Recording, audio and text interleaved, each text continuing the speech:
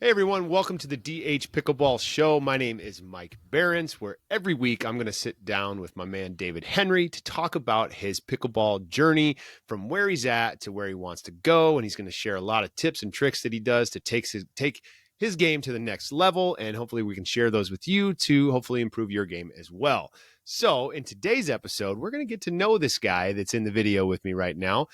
His name's David Henry, and we're going to learn a little bit about David and talk with his background and get to know all the things that you want to know and why we should follow along on his journey with pickleball. So David, welcome to your own show. It's good to talk to you and be recording this with you. How you doing, bud?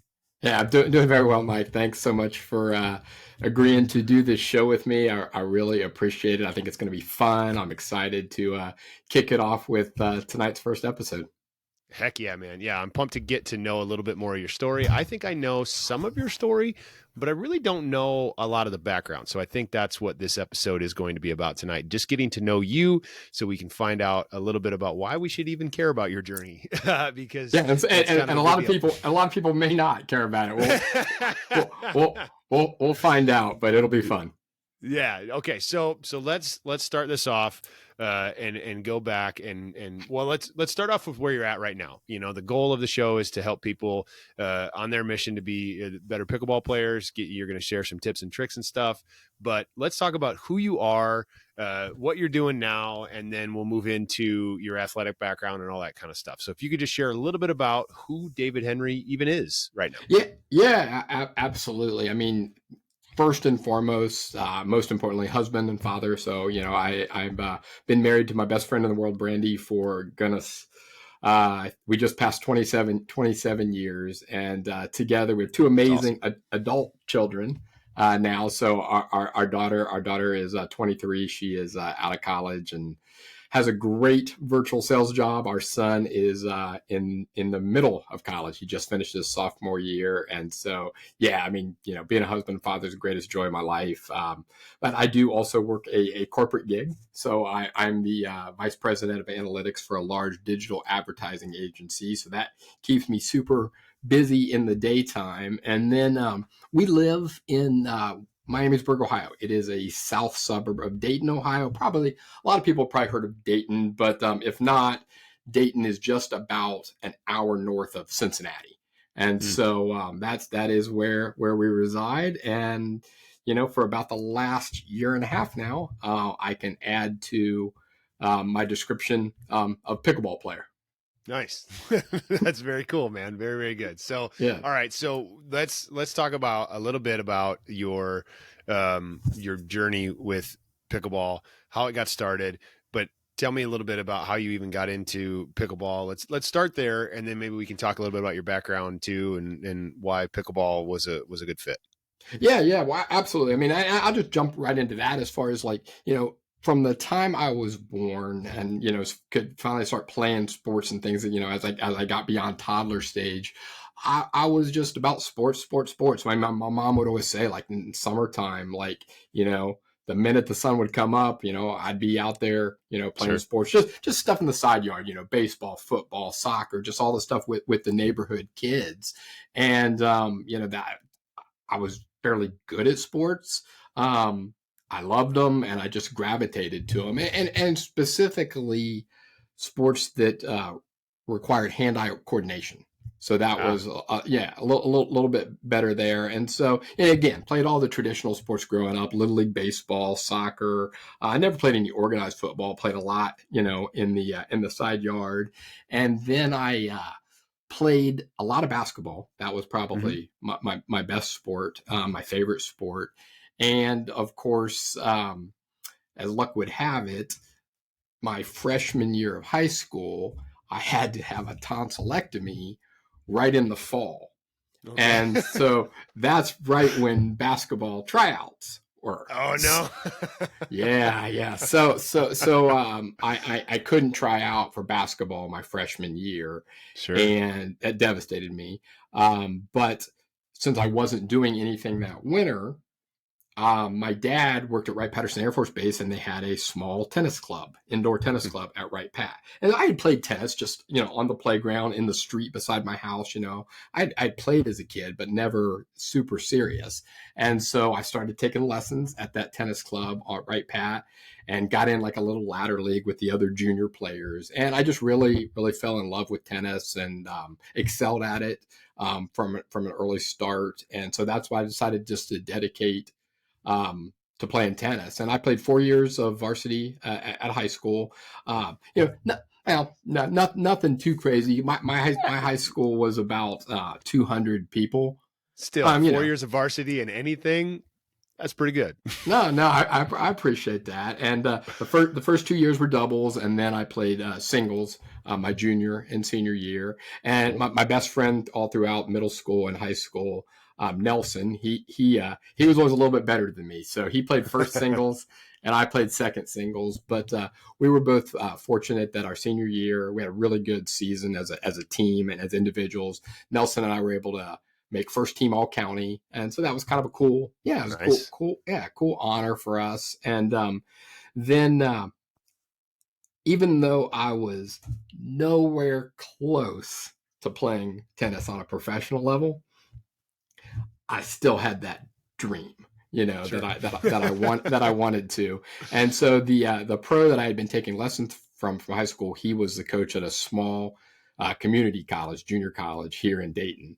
And so still not willing to give up on my dream. I followed him, and I played my freshman year some junior college tennis. But I quickly realized, just jumping up from the high school level to junior college level, I quickly realized how drastic the increase in competition was. And I just wasn't good enough. So I transferred away from that junior college, and I focused on my studies and just played some tennis more throughout adult life, but never anything super serious after that point. And then what also related to pickleball, though, too, is I always had a ping pong or table tennis table in my basement. From the time I was a little kid, we had one in the basement. And even now in my house here, we have a table tennis table in the basement. And so, with tennis and table tennis, pickleball was kind of a logical thing. No, that's awesome, dude. That's very cool. Don't sell yourself short on your high school prowess. I mean, dude, that's really cool. I didn't play 4 years of varsity in anything, so good for you, man. That's awesome. Yeah, no, I appreciate it. It was fun. Fun times. Fun times. That's good.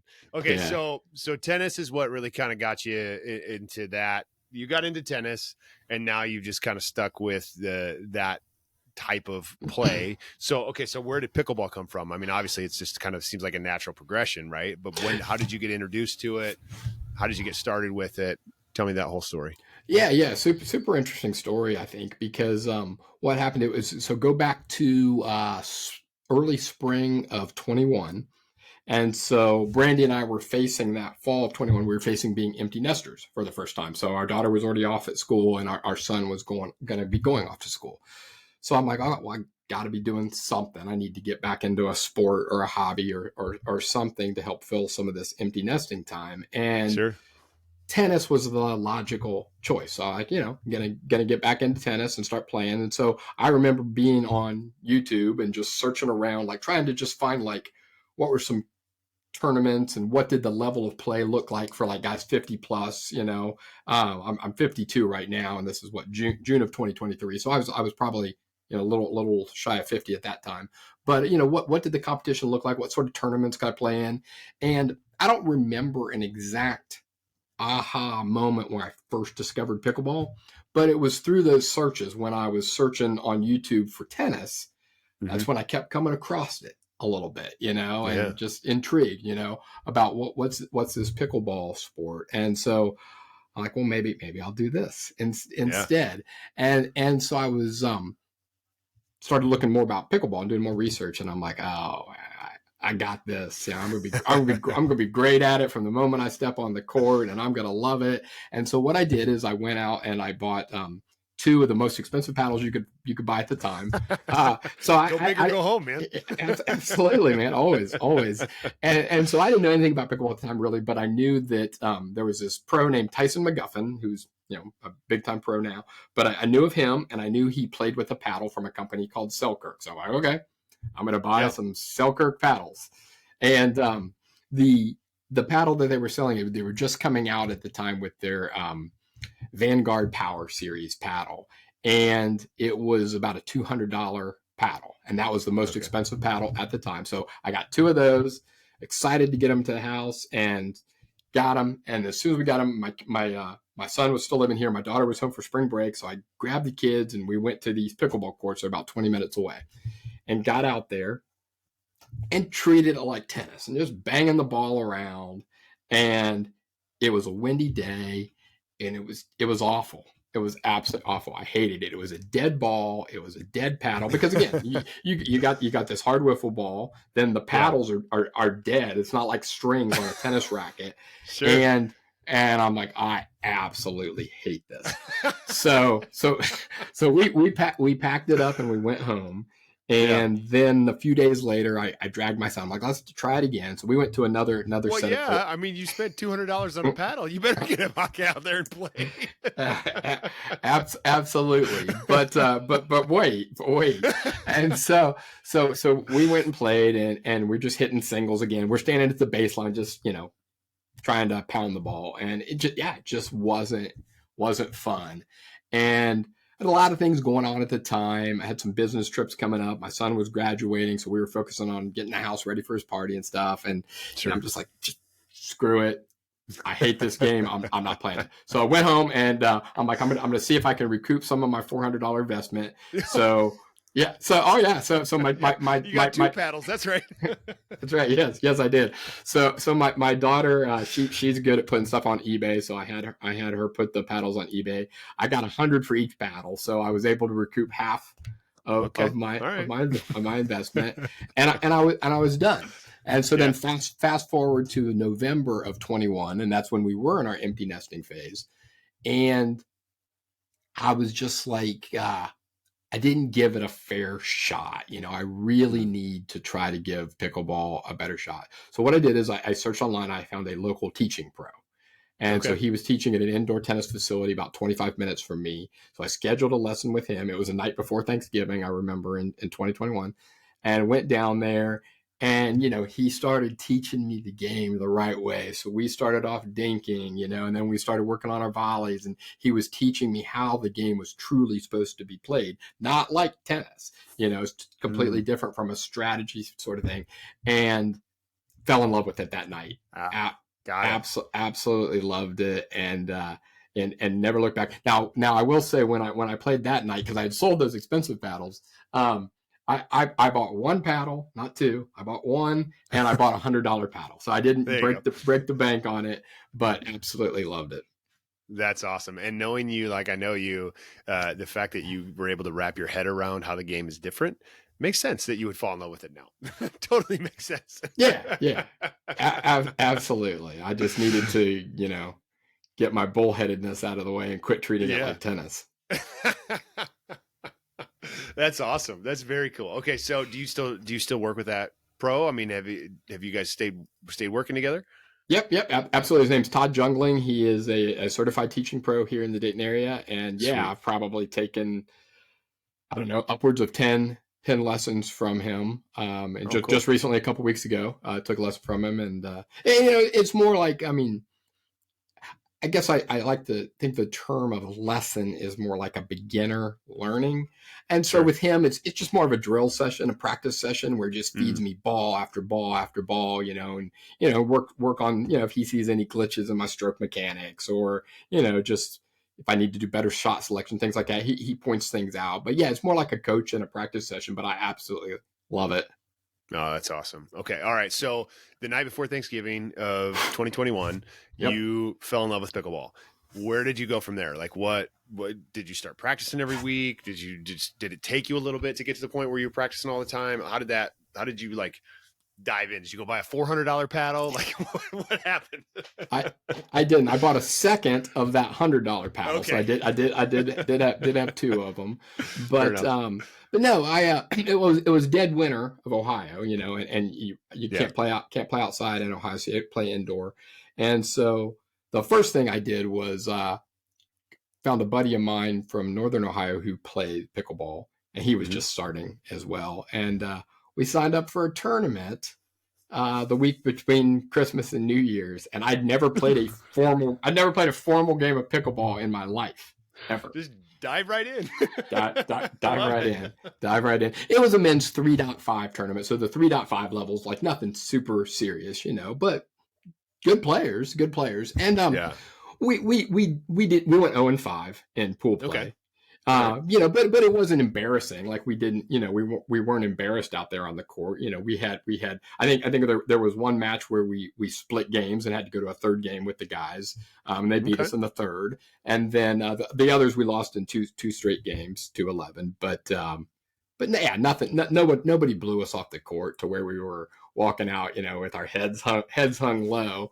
But it was fun. But so what I did then is I'm like, well, I just gotta start playing regularly, Sure. and I didn't really know, and so I found a tennis club in Cincinnati, and it's deep Cincinnati, so it was a full hour drive for me one way.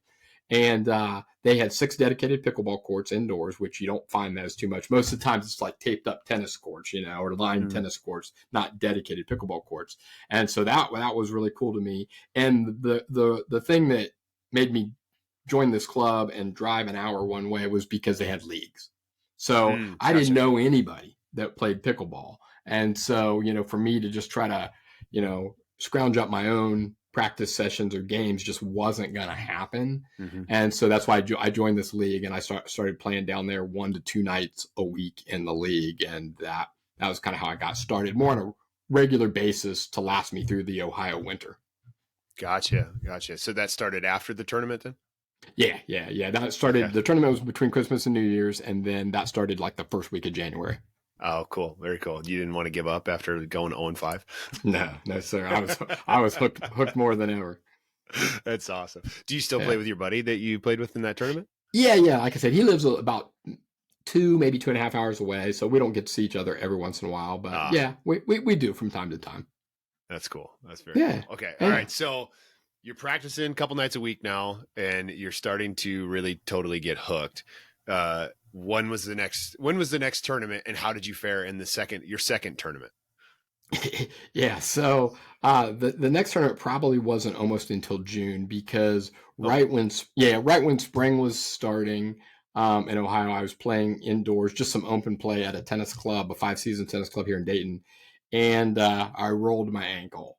So, yeah. I mean, I've rolled my ankle in basketball and tennis so much over the years, and the minute you do it, you're like, oh, this is awful. So that took me out for about 12 weeks. Oh wow. For it was a really bad sprain. So then fast forward to June of 2022, and I wanted to play some tournaments. The problem for me was twofold problem. I didn't know anybody.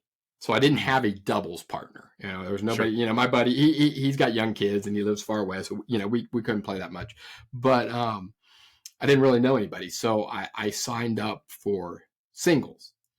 Okay. And in tennis, I like singles the best, and I like to watch singles the best. In pickleball, it's the exact opposite. I like playing doubles. Yeah, I like playing doubles. It's a lot more fun, and I like watching doubles. But didn't have anybody play doubles with, so I signed up for some singles tournaments. Well, you couple that. Why do you like the two? Sorry to cut you off.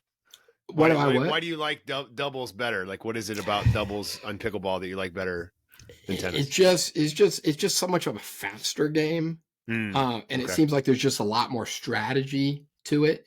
Whereas singles is a little bit more of you just kind of blast strokes, ground strokes, try to work your way up to the kitchen line, put the ball away.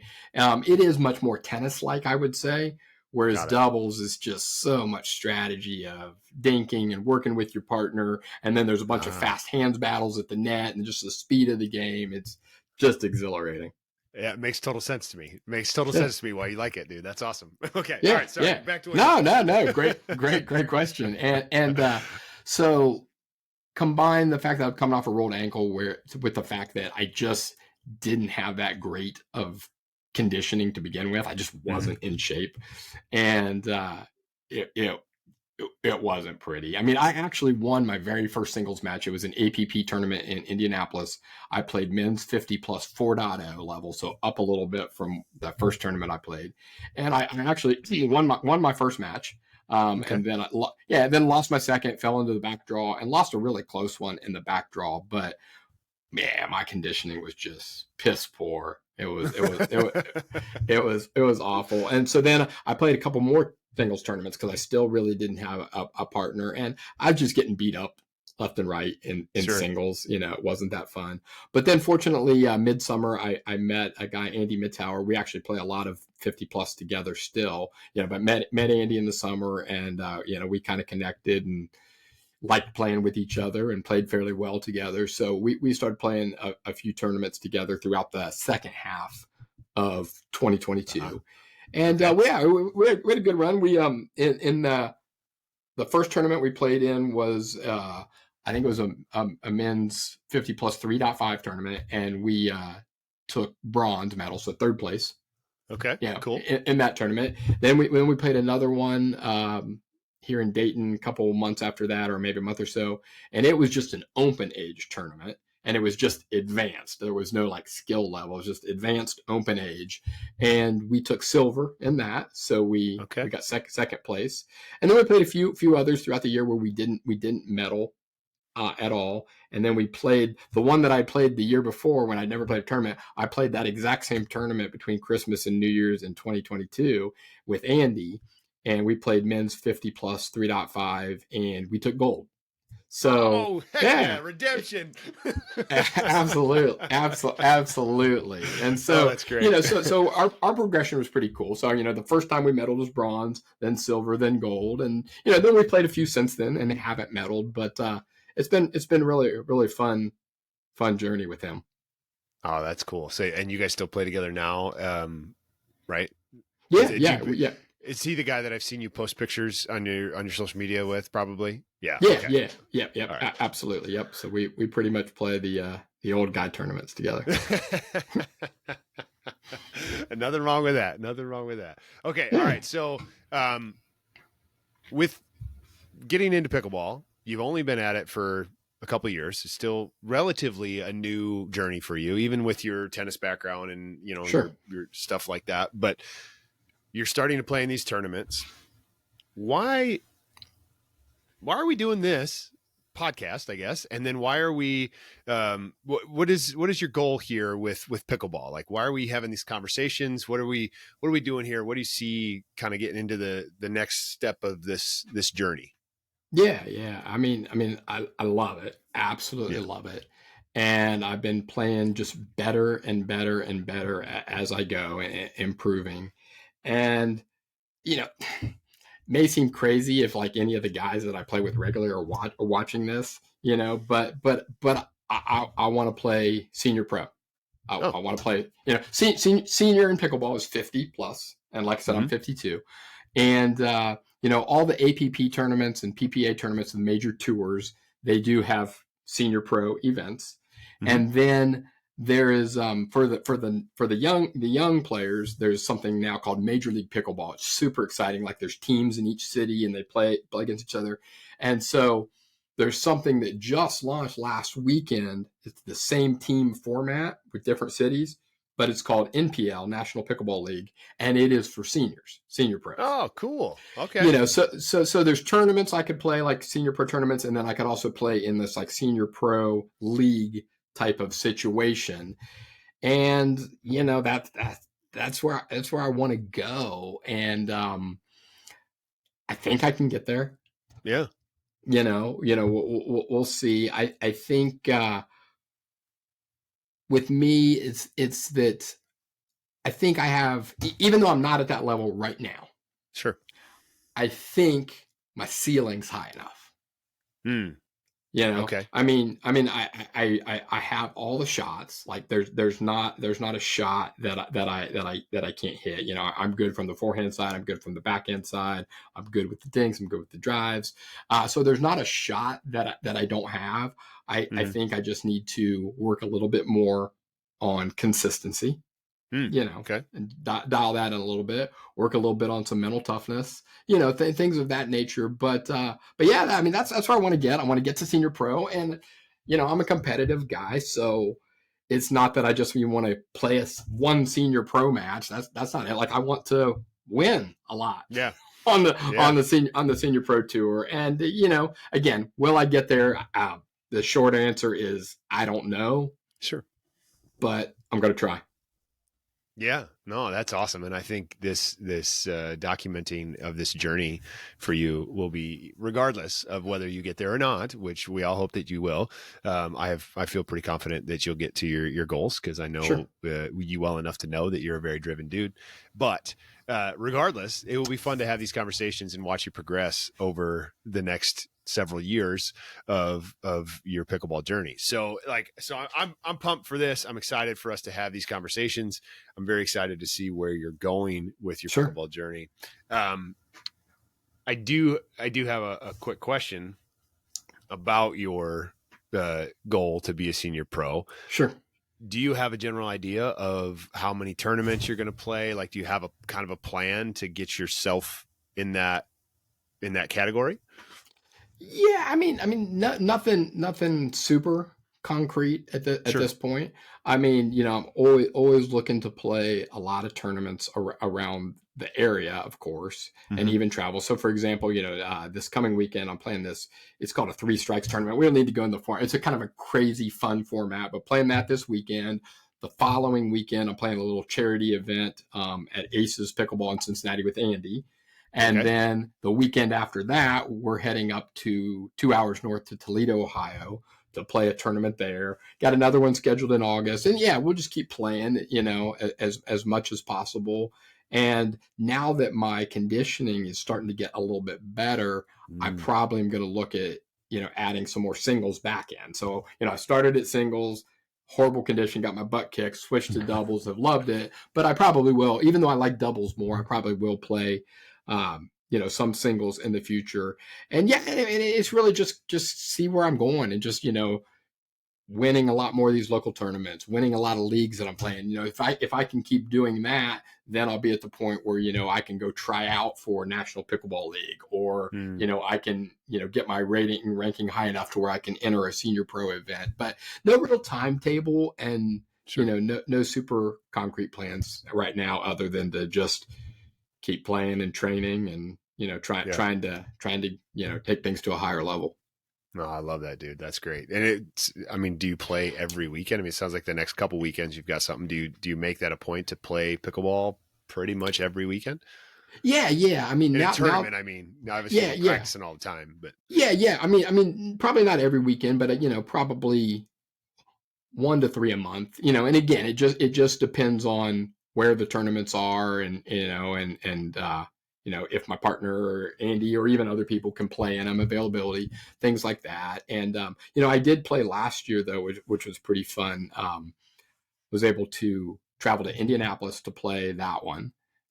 So that's about a couple hours away from us, but that was a big tournament. They had a really big PPA, Professional Pickleball Association tour tournament Cincinnati, which Cincinnati hosts this massive tennis tournament every year. It's the Cincy Masters. It's like a step below the Grand Slam. So it's an amazing facility, and they turned a lot of that into pickleball. So that was really fun. And then I also played out in Denver, and at the Rocky Mountain Championships last year, which, we'll talk about that probably in another episode, but super interesting because of altitude. So the ball play, I'd never played at altitude before, and the ball play is a little different out there. But that was really cool. And then, we'll probably hit upon this in another episode as well. But I did travel out to Phoenix and took a lesson from the top brother and sister pro team of Riley and Lindsay Newman. So I mix in things like that. So yeah, definitely playing a lot. I plan to play a lot of local tournaments. Probably plan to travel to a few of them. Continue to take lessons with Todd. And then, may do some other clinics and things like I did with the Newmans, just that's awesome. anything to get me playing, because that's just fun. And then if it can also, increase my skills and abilities, I'm all for that. How many times a week are you playing? Like, how many days a week are you practicing? Probably 3 to 4. Oh, that's awesome, dude. That's Yeah, so cool. yeah. I mean, now that there's nice weather here in Ohio, Yeah. probably 3 to 4. And still got a $200 paddle, $100 paddle. Let me look down here. I'm sure we can dive into it in another episode. All your paddle stuff, which we're going to talk about paddle customization on the next episode. But what kind of paddle are you playing with right now? I guess would be a good question. Right now I'm playing with a Yola Hyperion CFS. Ben Johns, he's the #1 ranked men's pro. It's his signature paddle. I think I've got 4 of those. Oh man, yeah, and those are about $229 a paddle. Oh, okay. Yeah. All right. Yeah. And I have 4 others sitting there. I'm looking over here in my closet. I've got four others sitting there. So yeah, I've got a lot of paddles. Oh, that's awesome, dude. That's very cool. Yeah. Okay, so we've kind of talked about where you were, what how you got into pickleball. We've talked about what you're currently doing with pickleball. The question that I think everybody that is going to be listening to this wants to know is we just talked about what your plans are and where you're going to go and stuff. What can people expect from these episodes, these podcast episodes? Like, what is this future going to look like? Obviously, this episode is a little different because we're just getting to know you. We're getting your backstory and stuff. But what kind of value are you going to bring to the listeners moving forward? And what can people expect?